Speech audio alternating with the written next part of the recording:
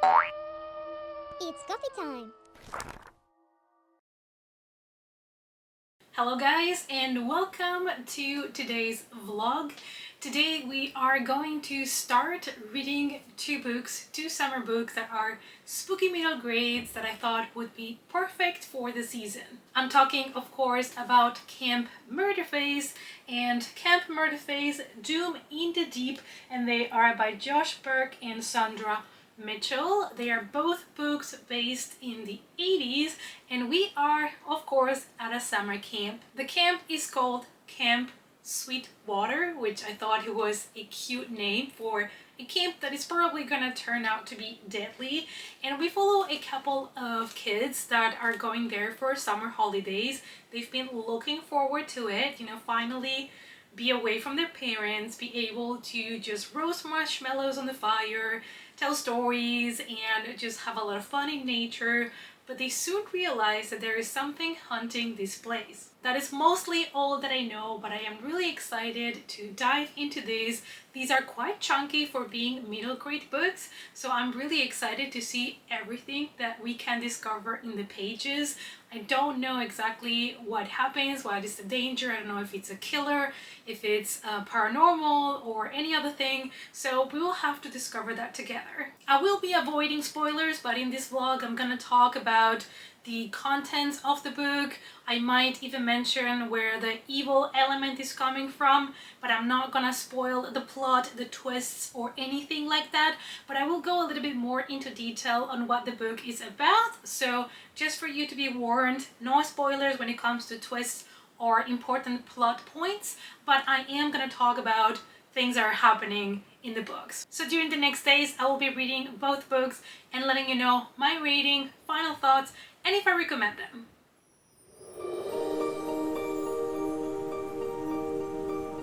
So it has been days since I recorded the intro for this vlog, and the reason why it has taken me so long to actually start filming the vlog is that, let's say that currently the weather in the Netherlands is not exactly feeling like summer.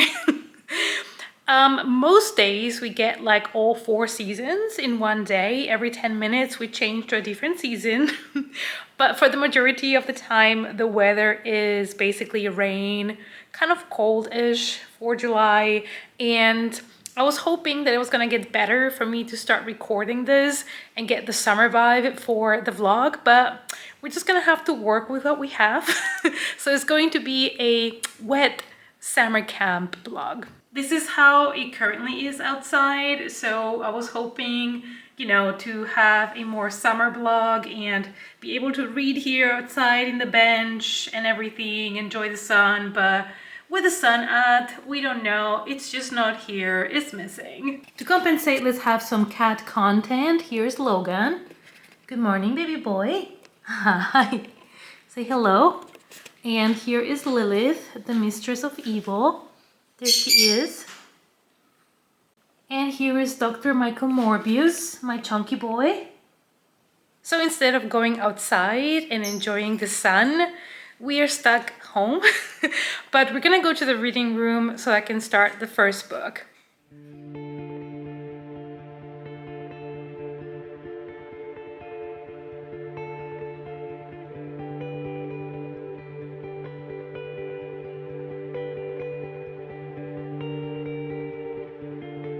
So this book is set in 1983 in Camp Sweetwater. The parents are sending their kids to the camp, and Corinne Queen, one of our main characters, is really excited not to go to camp because it is the last time that she's going to see her parents together because they just filed for divorce. And also she just got a new bicycle that she absolutely loves, and she calls her new bicycle Elliot. She thinks, the parents gave this expensive present to her to kind of compensate for the divorce, but she's now sad that she's not gonna be able to use her bicycle during summer, and she's stuck at this summer camp where she knows nobody. The other character that we follow, it's a guy called Tess Jones, and I still don't know too much about him, but what I know is that Corinne and Tess meet already in the bus on the way to the camp, and they start sort of a friendship, but there's still a lot more to come, I'm guessing. And the book is being told from the two different perspectives, from Corin's side and from Tess' perspective. So we have a boy and a girl telling us their story and telling us how they got to camp. One of the things that I would like to point out that I am not currently really happy about is that the counselors, there is a counselor for the girls and one for the boys, and they both, instead of naming the kids by their names, they're giving them nicknames, but they are mean, like they're kind of bullying them with these nicknames, and it's all negative things about themselves, about physical stuff, and I'm not on board with that. I know sometimes kids can be really mean and they bully each other and call each other names, but the fact that the counselors are doing it to the kids, I'm not really happy about. And also the author keeps using those nicknames to refer to the children, so that's something that I'm currently not loving. But we shall see. I don't know if that's gonna have an explanation or a meaning later on, but I don't see how. I mean, honestly, it might be something that the author is doing in order for us, the readers, to hate the counselors and be glad if they hit the bucket, if they are eliminated, exterminated, and removed from the living. So I will be excited actually about that. So if the point was to make them so annoying and so obnoxious that you just want them to die, then achieved.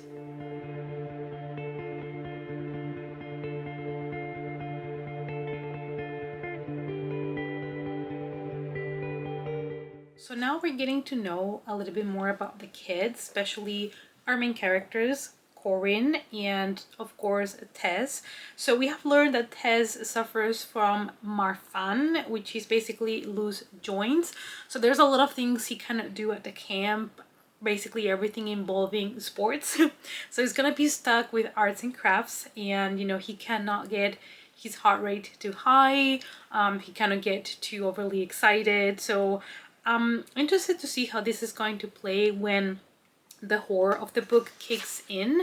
So there has been a conversation between the kids of a supposed legend of the place, and it turns out that they were just messing around, but they did mention vampire devils. So I was curious to see if this is going to be a book that includes vampires, because also they have been describing the camp as kind of, you know, not in the best condition, but everything has been kind of repainted, and a lot of the stuff has been painted in red, which is a very interesting choice. Even the showers have been painted red, so I'm starting to wonder if it has anything to do with, you know, vampires and red. And I wonder then if maybe the counselors are vampires because they are so rude, they don't care about the children, and they're not your typical counselor that you would expect in a camp for kids. So our main characters are 12 years old, but these Camp Sweetwater, where they are, has different ages of kids. There is like the really small ones, the juniors, which is our main characters, and then there is older kids. They all share certain spaces, but they all have their own different cabins situated in different spaces, so they are not all together all the time. So I wonder if we will get to meet at all any of the other characters, but I'm guessing that we're gonna stick with the juniors, the ones that are 12 years old, because this is also a middle grade book. I'm only on page 70, so I'm gonna keep reading a little bit more and give you another update.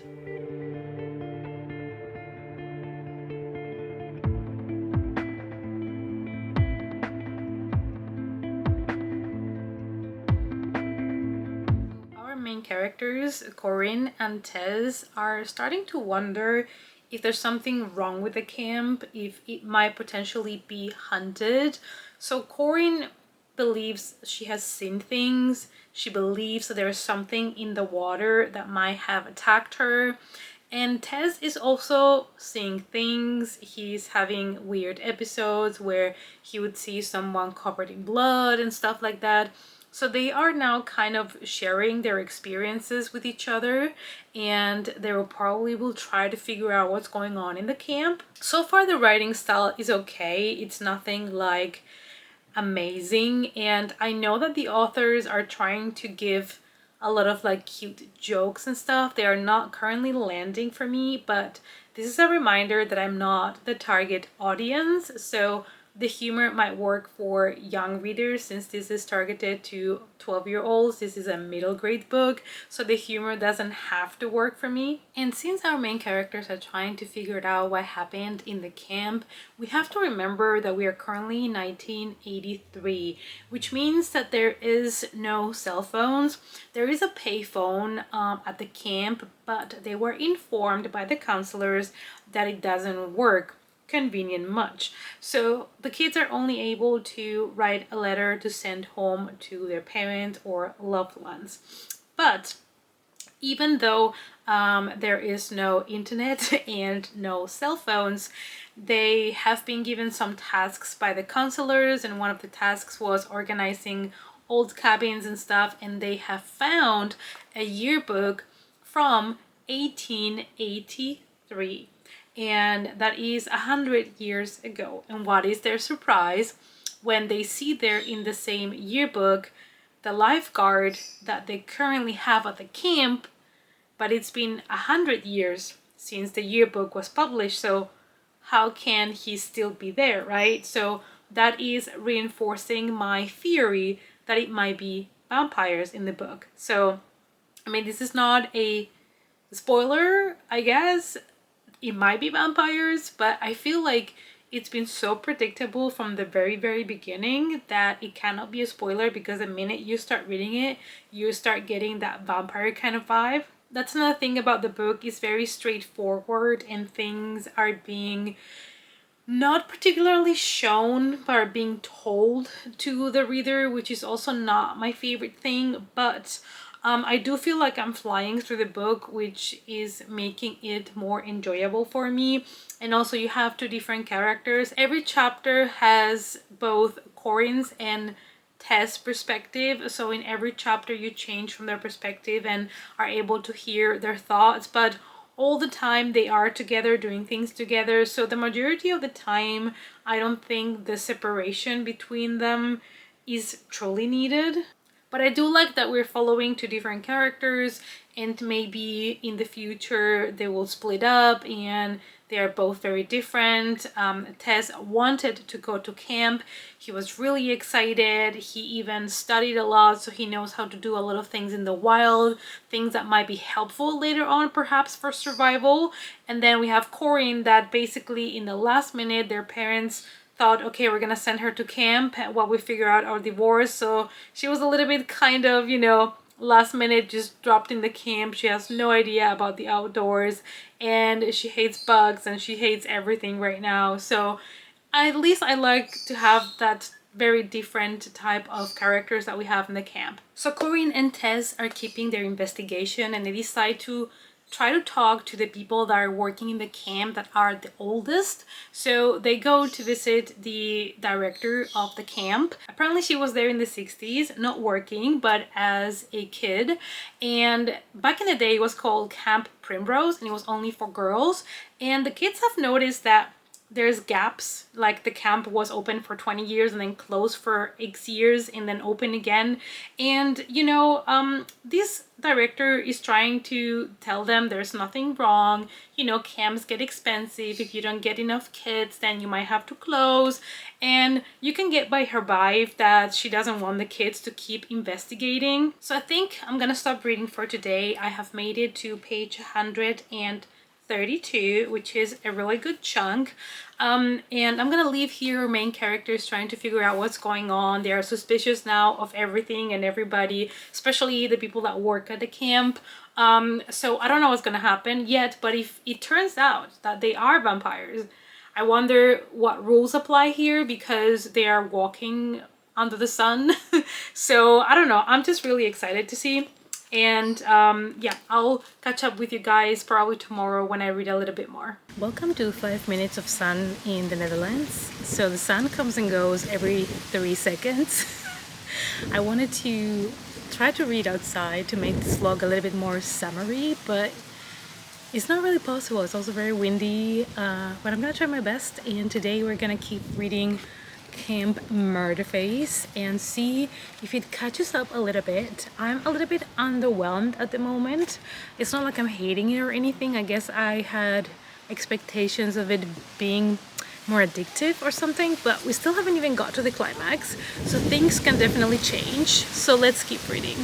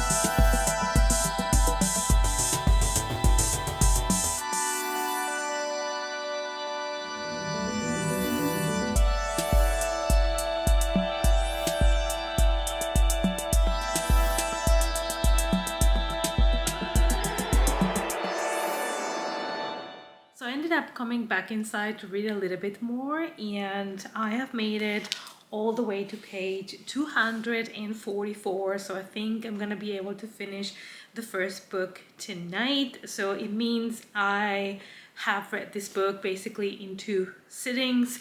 And you know, there's things that I enjoy and things that I don't enjoy so much. I really like the concept of the book. I really like that it's told from 2 different perspectives, from Tess and from Corinne's perspective. I like that they found each other at the camp and they're going together through this and they're investigating together. But there is something missing when it comes to the characters, that it is not allowing me to connect to them to a level that I will love, because I like the mystery, I like the investigation aspect of the book. I like to learn about the background of the camp and about the people that were working there back then and now, and solving the mystery of what's going on. Why did people disappear in this camp? And also, when the kids get to the camp, nothing looks ready. Like, things look a little bit sketchy. The library doesn't look like it's ready for kids to go and learn and stuff. There is certain rooms and things that are not open yet, activities that are not taking place. Everything looks really sketchy. And I like that aspect of the book, you know, the mystery, the investigation, the characters that are very like sketchy, and the teachers and the counselors are all kind of people that you feel very suspicious about. You know, it has all of those good elements of a good kids, you know, like middle grade spooky book. I just feel like I cannot connect to the characters as much as I wanted to, and the humor doesn't work the majority of the time for me. I think like they are trying so hard to be funny that somehow it ends up not being funny, but it might be just me. I'm gonna remind you again, this is a middle grade book. I'm a grown-ass adult, so this might not work as well for me as it does for kids. So I'm just giving you my honest opinion.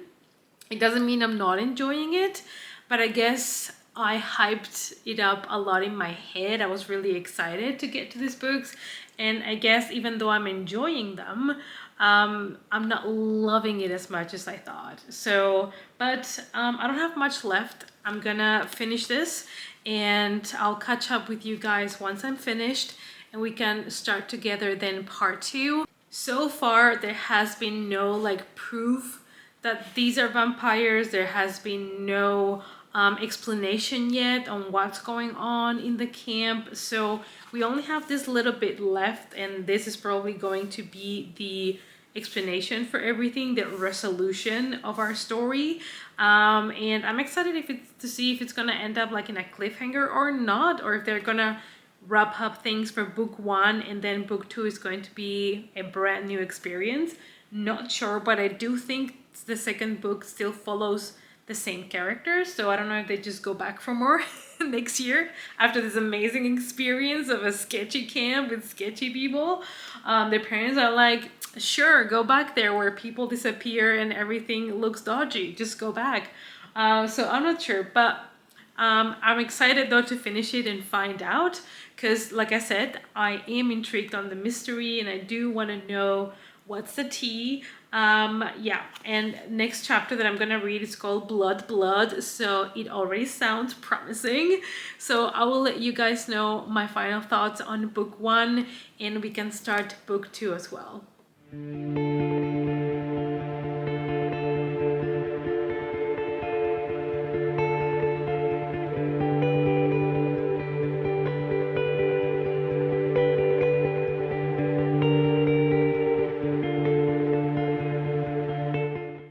I would sit down here and finish my book, but my seat is kind of taken. Hi, Morby. Are you enjoying life right now? Yes. I know, such a hard life, huh?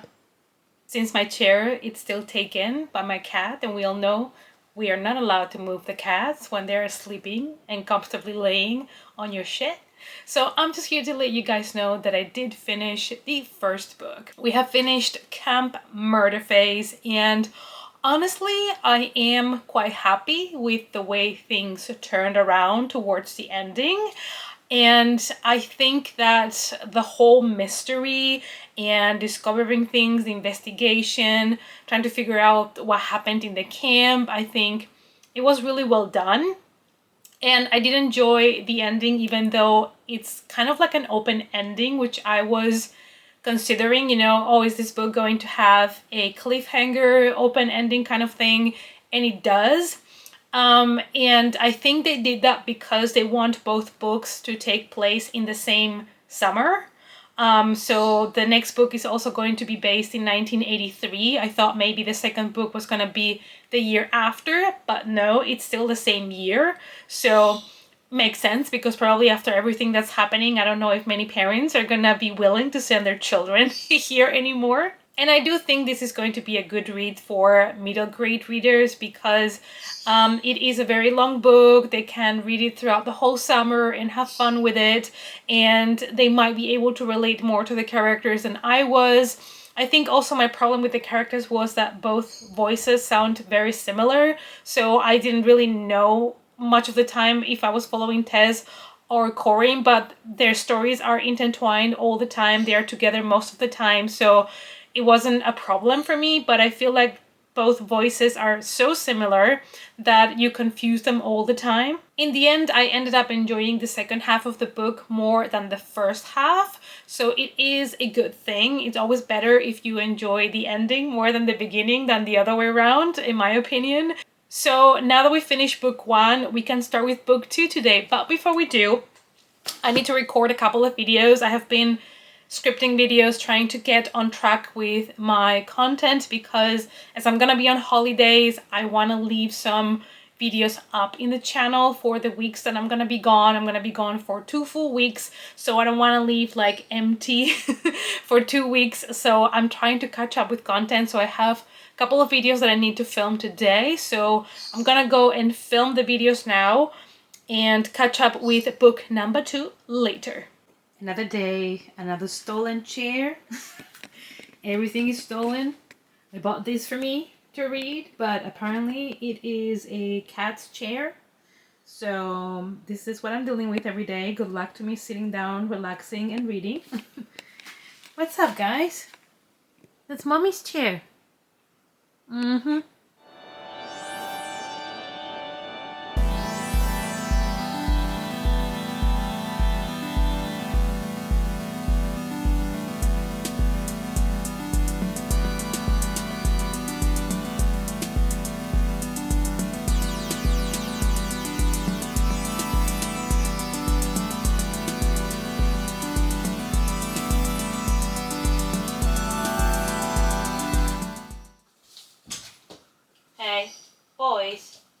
Excuse me. So today, with the help of coffee, we want to start and finish Camp Murderface, Doom in the Deep. And as I've mentioned, this one starts right after book 1. So I'm excited to see what is going to happen in this one, because the kind of mystery was kind of already solved in part 1. So I am interested to see what kind of other mystery elements or horror elements are they going to add in book 2 and how that is going to get resolved. It's still being told from both kids' perspective, so it still has that kind of dual perspective, even though, as I've mentioned, for me it just kind of reads the same. But anyway, I do need to finish this today because I have other books to finish and I need to get it done. So we're gonna sit down today for the most of the day while we do other productive things, but I want to focus on finishing this book today. So cheers, let's start.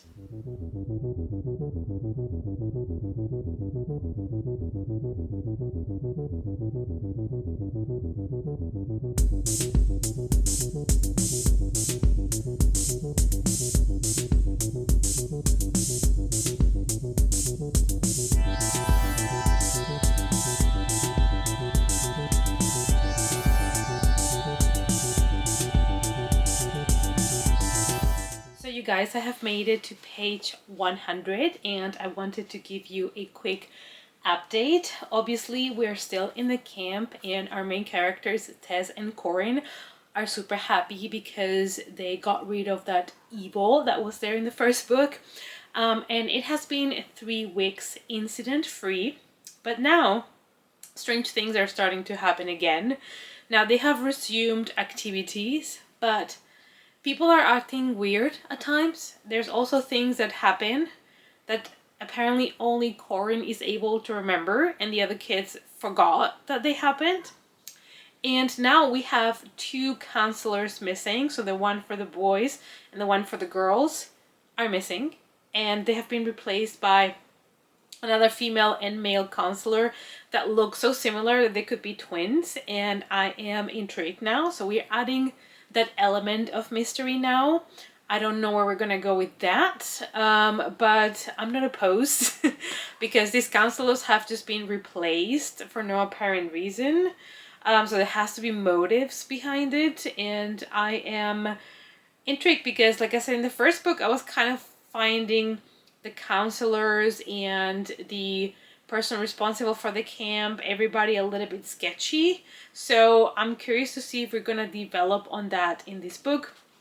So I think I'm gonna read 100 more pages and then I need to go get a bunch of cat food and go for a walk because it has stopped raining, so we're gonna make use of that.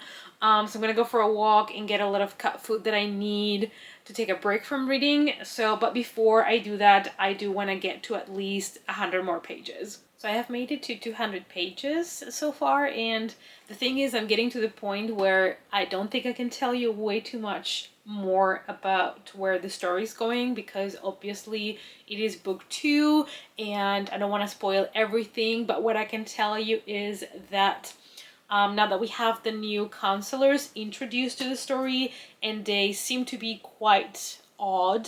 Tess and Corin are not in a fight, but they both have different opinions.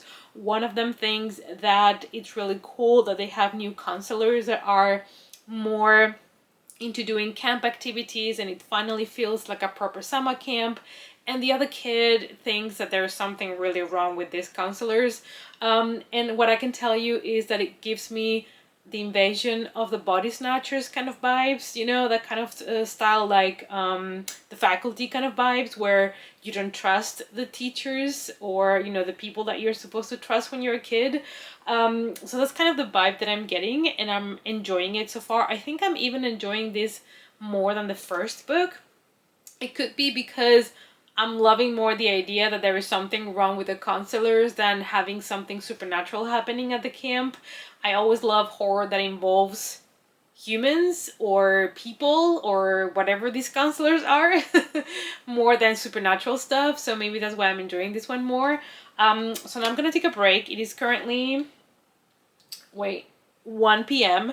So I still have time to catch up with the rest of the book today. The book has a total of 418 pages, so I'm already halfway through it and I still have more hours in the day to finish it, so I am excited.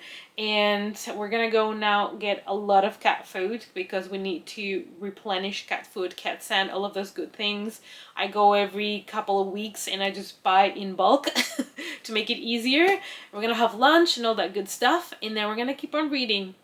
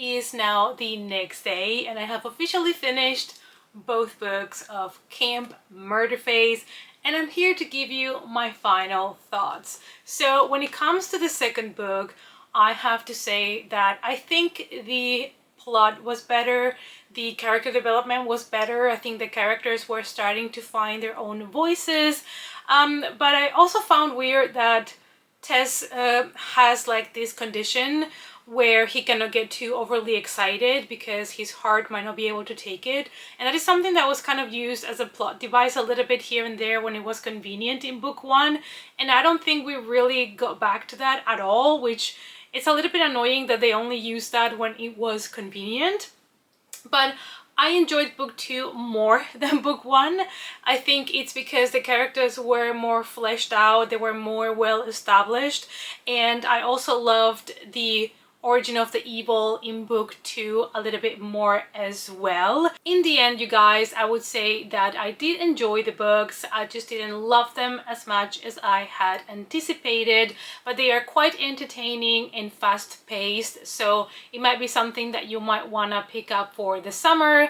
I do think that you should read both books back to back because they take place the same summer, and I think that's gonna help you a lot to also remember a lot of the things that happened in book one.